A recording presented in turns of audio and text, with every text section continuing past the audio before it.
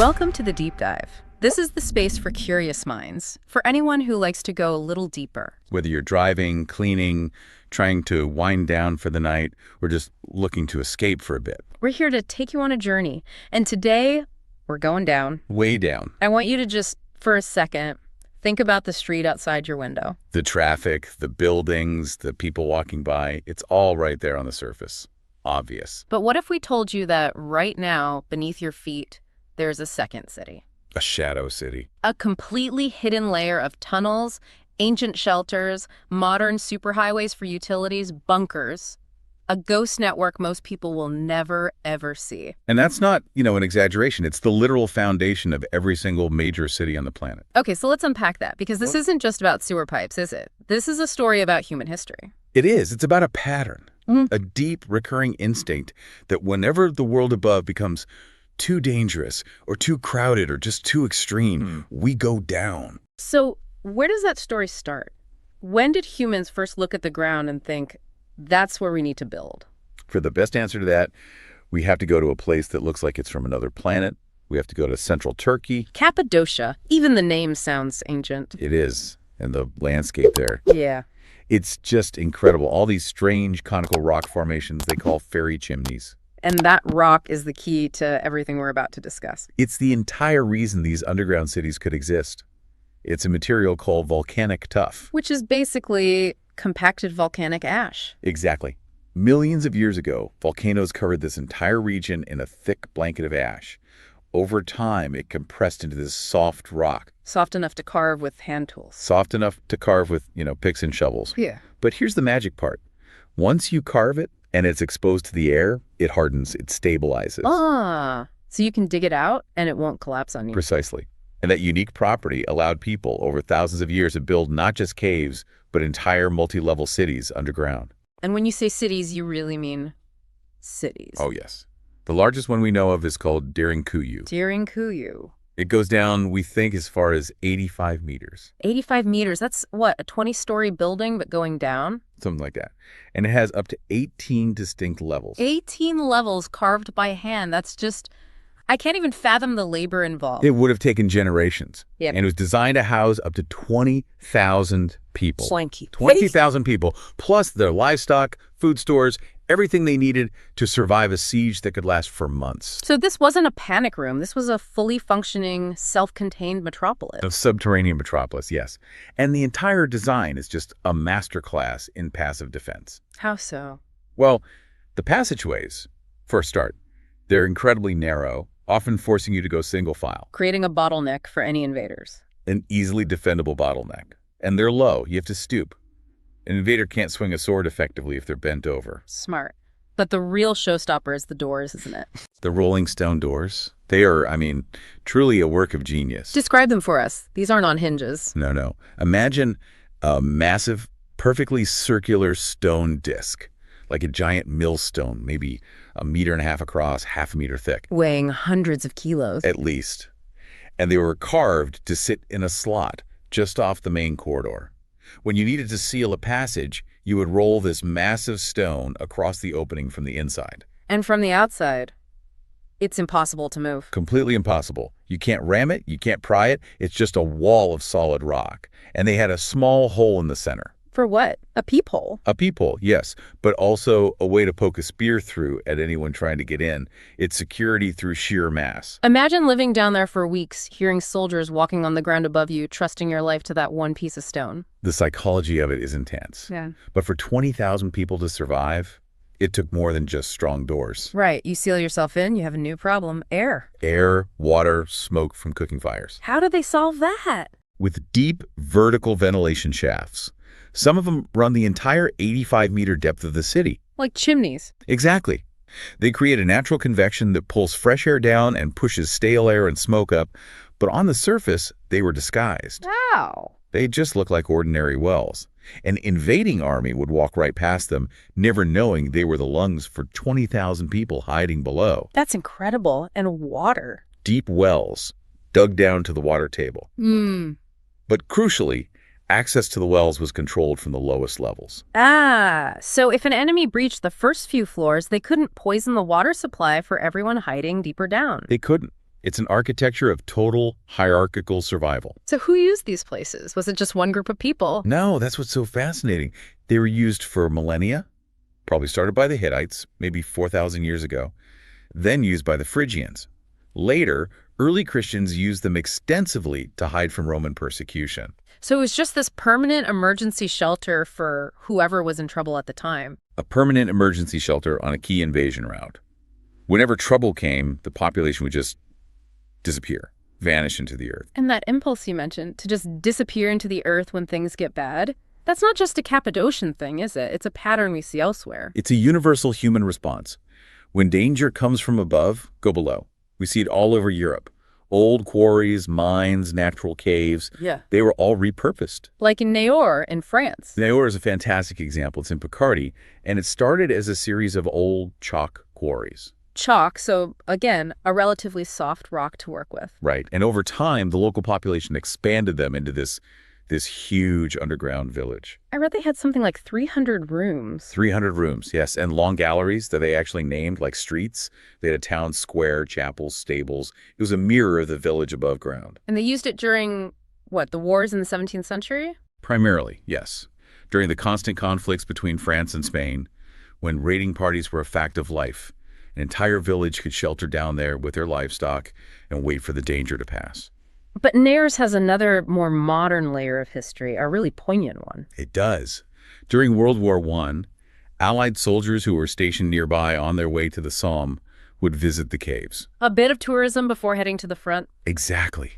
And thousands of them carved their names, their regiments, the date into the soft chalk walls. Wow. So this 17th century refuge is now covered in this haunting graffiti from the early 20th century. It's like a guest book of ghosts. You can stand there and read the name of a young Australian or Canadian soldier, knowing what he was about to face. It's incredibly moving. It turns the space into an unintentional memorial. And if we move south, still in France, we get to maybe the most famous underground space in the world. Paris. Ah, the catacombs. Catacombs, yeah. The ossuary with all the skulls and bones. But the thing to remember about the catacombs is they're a tiny, curated, tourist-friendly sliver of what's actually under Paris. Right. It's just one small part of a much larger network. A much, much larger network.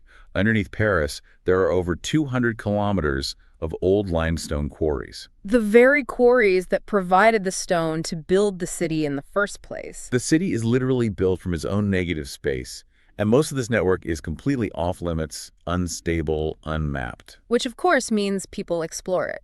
The cataphiles. The cataphiles. Urban explorers who spend their time mapping, partying, and creating art in this forbidden shadow city. So over the years, what has that network been used for besides illegal exploration? Oh, all sorts. During the war, the French resistance had command posts down there right under the noses of the German occupiers. They've been used for growing mushrooms, storing wine. Perfect temperature for it, I imagine. Perfect temperature and humidity. And of course, for more secretive government and military purposes at various times. It's a chaotic, unregulated second city. A totally different kind of underground space from the organized refuge of during Cuyu. Very different. One is planned for communal survival. The other is an industrial byproduct that's been co-opted over centuries. And there's a third type, isn't there? Something that was industrial but became something else. Like the Wieliczka salt mine in Poland. Wieliczka is just breathtaking. It's a mine that was in continuous operation from the 13th century right up until the late 20th. So centuries of digging created this enormous void. An enormous, deep, complex world. But the miners didn't just extract the salt. They civilized the space. Civilized it. Deep underground, they used the rock salt itself to carve these incredible, ornate chapels. They carved statues, altars, even chandeliers made of salt crystals. So it wasn't just a workplace, it became a sacred space. It became a place of art and worship and community deep within the earth. They even set up a sanatorium down there, believing the salty air was good for respiratory ailments. It just shows that impulse, doesn't it? Even when you're there for work, you have to make the space human. You have to bring your culture down with you. It's a constant thread, whether for refuge, for hiding, or for work. We don't just occupy the underground. We reshape it in our own image. Okay, so that brings us out of the historical refuges and into the modern world, because now the reasons for going underground they've shifted. They've shifted dramatically. It's no longer primarily about hiding from invaders. Now it's about, what, Efficiency, comfort. Efficiency, comfort, and climate. We're now building underground spaces not as emergency shelters, but as fully integrated permanent parts of our cities. And the poster child for this has to be Montreal's réseau. Absolutely. The réseau, which just means network in French, is often called the underground city. And it is vast. It's something like 30 kilometers of tunnels. Over 30 kilometers, yeah. And it connects everything. Metro stations, shopping malls, office towers, hotels, universities, arenas. So the idea is you can live your entire life without going outside. In winter, pretty much. And you have to understand, winter in Montreal it's serious. It could be minus 30 Celsius. Brutally cold. So this network allows the city to function at full capacity year-round. It's a climate-controlled second downtown. You can commute to work, go shopping, see a movie, all in a t-shirt while there's a blizzard raging above. What's fascinating about that is this isn't a ruin. It's not a historical site. It's a living, breathing, contemporary urban environment. A fully functioning one. Yeah. But it does raise interesting questions for urban planners. Such as? Well, what does it do to the street life above? If all the commercial energy and foot traffic moves underground for 4 months of the year, does the surface city die a little? That's a good point. You create this perfect, sterile environment below and maybe lose some of the messy vitality of a real city street up top. It's a trade-off. And it's a model other northern cities are looking at. Speaking of which, Helsinki has taken this to a whole other level. It's not just a network, it's an official plan. Helsinki has an underground master plan. They're one of the few cities in the world that formally zones its bedrock. Zones its bedrock. Yes, they treat the solid granite beneath the city as a second layer for development. It's not haphazard, it's strategic. So what are they putting down there? All sorts. Car parks, which frees up surface space for parks and people, but also, huge sports centers, swimming pools, data centers that love the constant cool temperature. And civil defense shelters. And massive civil defense shelters, yes. This is a modern echo of those ancient refuges. The city has the capacity to shelter its entire population underground if needed. Some of their metro stations double as bunkers, right? They do. They can be sealed off with huge blast doors.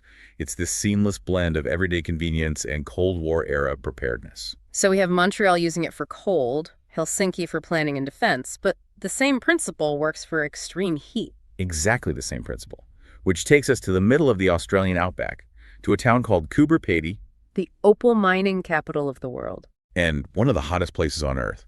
Summer temperatures can top 45 degrees Celsius, 113 Fahrenheit. It's just brutal. So the residents, they live underground. A large portion of them do, yes. In homes they call dugouts. Are these just holes in the ground? No, they're beautiful homes carved into the hillsides. And the reason is thermal mass. Just a few meters into the rock, the temperature stays at a constant, comfortable 23 degrees Celsius year-round. No air conditioning needed. Barely any. It's the most energy-efficient way to live in that climate. And just like in Villisca, they've brought their culture down with them. They have underground churches. Underground churches, hotels, bars, shops. It's a complete community that has adapted to a hostile surface environment by embracing the stability of the earth beneath. It's incredible. Whether it's extreme cold or extreme heat, the solution is the same. Go down. All right, so these are the big, almost visible examples. But for most of us living in a regular city, the underground world it's more subtle. It's the infrastructure. It's the silent, unseen nervous system that makes everything on the surface possible. Every time you flip a light switch or turn on a tap, you're activating this hidden world. And the most obvious part of that, I suppose, is the transit system. Subways, metros, the London Underground, the New York subway, the Tokyo Metro. And we only see the finished product, right? The platforms and the trains, but behind the walls, it's a city in itself. Service corridors, power substations, water pumps, ventilation systems. And in the older systems, you have these incredible relics, the ghost stations. Ghost stations are fascinating. They are these little pockets of time perfectly preserved. Stations that were built and then just abandoned. Usually because a line was rerouted or they just weren't commercially viable. London is full of them. A station called Down Street was closed in the 30s. But during World War II, it was secretly converted into a secure bunker for Winston Churchill and his war cabinet. No way. So he was running the war from a goose station. In the early days, yes. And another one, Aldwych, is so well preserved, it's used as a film set all the time. And in New York, there's the famous City Hall station. Oh, beautiful. Tiled arches, chandeliers. It was meant to be the crown jewel of the system. But it was on a tight curve, so it couldn't accommodate longer trains, and they closed it. But you can still see it if you stay on the 6 train as it loops around. A little secret that flashes past the window. Row. But okay, that's transit. Let's go deeper to the real lifelines. Sewers, water mains, utility tunnels. The sprawling, complex, and often ancient web. In some cities, you're looking at Roman sewers still in use, layered with Victorian brickwork and then modern fiber optic cables running through the same space. It's a physical timeline of the city's development. It is. And in modern cities, they build these dedicated utility corridors, or utilidors, tunnels big enough for maintenance crews to walk or even drive through. So you don't have to dig up the street every time a pipe bursts. Exactly. It's vastly more efficient. But this world is dangerous. It's full of gases, high-voltage cables, rushing water. It's the city's engine room, and it's not for tourists. And sometimes there are very specific, very strange systems down there, like London's mail rail. Ah, the post office railway. I love the mail rail. It was a private underground railway just for letters. A tiny, driverless electric railway built in the 1920s to shuttle mail between the major sorting offices right under the feet of Londoners. To avoid traffic. To avoid the terrible London traffic, yes. It ran for nearly 80 years, a completely secret, automated logistics network. And now it's a museum ride, which is pretty cool. It is, but it was a proof of concept, and it points to the future. As our cities get more congested, the idea of moving goods, packages, and waste in automated underground tunnels is getting very serious consideration. Take all the delivery trucks off the road. Imagine it. The surface becomes quieter, cleaner, more human-centric, because the grunt work of the city is happening silently, invisibly, below. Hashtag TAC5. Bunkers, command centers, and the shadow government. Which brings us to another layer of the shadow city, one built not for convenience, but for control. For secrecy and survival. This is the infrastructure of the state. The hardened bunkers, the command centers, the places designed to make sure the government keeps running, even if everything else stops. The ultimate example of this has to be Cheyenne Mountain in the U.S. Cheyenne Mountain is a product of the absolute peak of Cold War paranoia in engineering. It was the home of NORAD, the command center, watching for incoming Soviet missiles. And it's built inside a mountain. Literally inside. Tunnels are blasted deep into solid granite. The main entrance is behind a pair of 25-ton blast doors. Designed to withstand a direct nuclear hit. A near-direct hit, yes. But the truly mind-bending part is what's inside. The buildings themselves, the command centers, they don't sit on the rock floor. No, what do they sit on? They sit on giant springs. Huge, heavy-duty metal coils. Why? To absorb the shockwave. If a nuclear bomb went off nearby, the entire mountain would shake violently. But the buildings inside, floating on these springs, would barely move. Operations could continue uninterrupted. It's almost unbelievable, the level of planning for the absolute worst-case scenario. It's a self-contained city. Yeah. It has its own power plant, its own water supply, its own filtered air. It's designed for total isolation. And this wasn't a one-off. All the major powers were building places like this. All of them. In the U.S., you have sites like Mount Weather and Raven Rock, so-called continuity of government facilities. The U.K., Russia, China, everyone had and has these deep, hardened bunkers. A secret, parallel infrastructure of governance ready to take over. A shadow government waiting in a shadow city. And that level of secrecy, of course, it breeds rumors. It absolutely does. Which leads us to the legend of Moscow's Metro 2. Right. So the story goes that alongside the famous public Moscow metro system, there is a second, deeper secret system. codenamed D6 by the KGB, supposedly. The story goes, yes, a private metro line for the top brass, connecting the Kremlin, the FSB headquarters, secret command bunkers outside the city, a way to evacuate the leadership in a crisis. Now, its existence has never been officially confirmed. Never. But whether every detail of the rumor is true or not is almost beside the point. How do you mean? The rumor itself reflects a fundamental truth. Powerful states will always build secret, redundant, hardened systems for transporting command. It's a logical necessity for national security.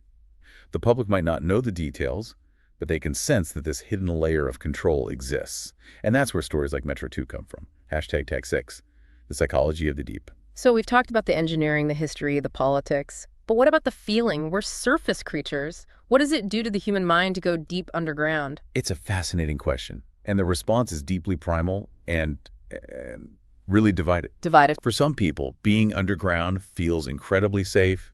It's protective.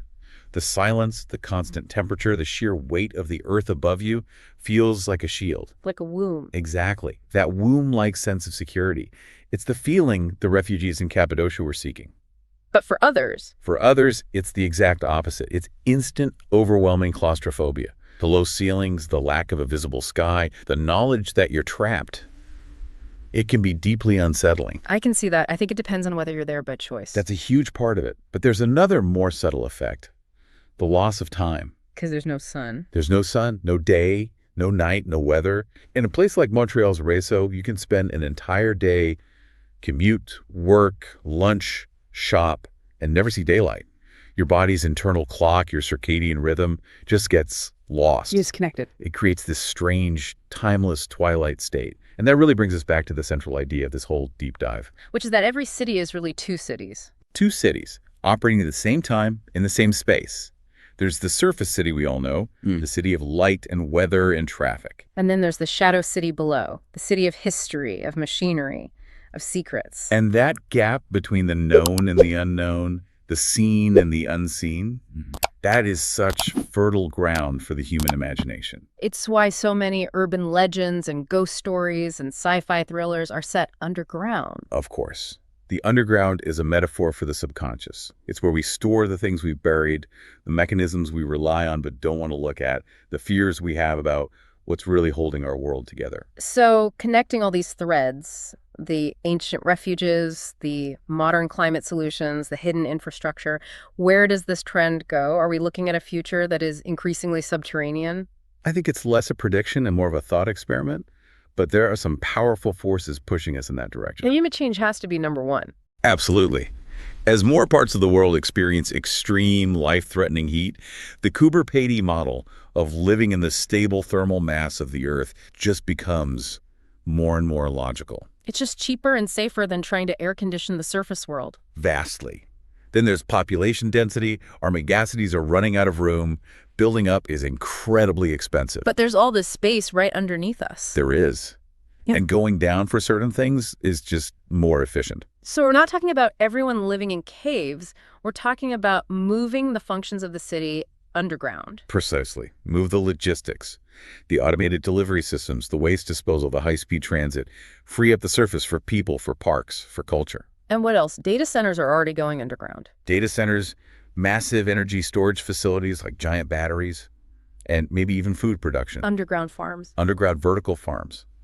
In a controlled environment, you're safe from drought, floods, pests.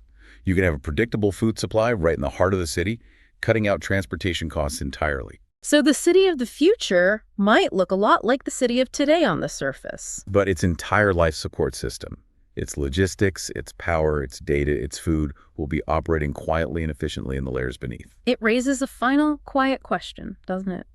What would it feel like to walk through your city, knowing that most of its real life, the machinery that supports you, is happening in a world you can't see right under your feet? Would that feel comforting, or would it feel alienating? Something to think about. #outro. And on that thought, we come back up to the surface. What a journey. From the hand-carved cities of ancient Turkey to the rumored secret metros of Moscow. We hope that the next time you're walking down a city street, you'll think about it a little differently. You'll remember the layers of history, of fear, of ingenuity, and of sheer engineering that you're walking on top of. That surface world we take for granted is just the top layer of a very, very deep cake. And most of us will only ever see that thin layer of icing. The big takeaway, I think, is that our modern lives are completely dependent on this vast, hidden, resilient world that most of us will never experience directly. The shadow city is the real city. Thank you for spending your time with us here in the Deep Dive. If you enjoy falling down these rabbit holes with us, please do take a second to like, subscribe, and maybe leave a comment. We do read them all. And if you're looking for where to go next, you might enjoy our deep dive on what if all electricity vanished tomorrow? Or, for something a bit different, our episodes on the mysteries of sleep and consciousness. Thanks for listening. Take care of yourself and have a blessed day. That's it for this episode of Brain Binge. If you enjoyed getting your mind twisted tonight, do me a favor, comment, like, and subscribe so you don't miss the next deep dive. Got a weird fact, mystery, or place you want an episode about? Drop it in the comments. I read as many as I can, and I'm always hunting for new ideas. Thanks for listening, and thanks for letting your brain binge with me for a while. Stay well, stay curious, and I'll see you in the next one.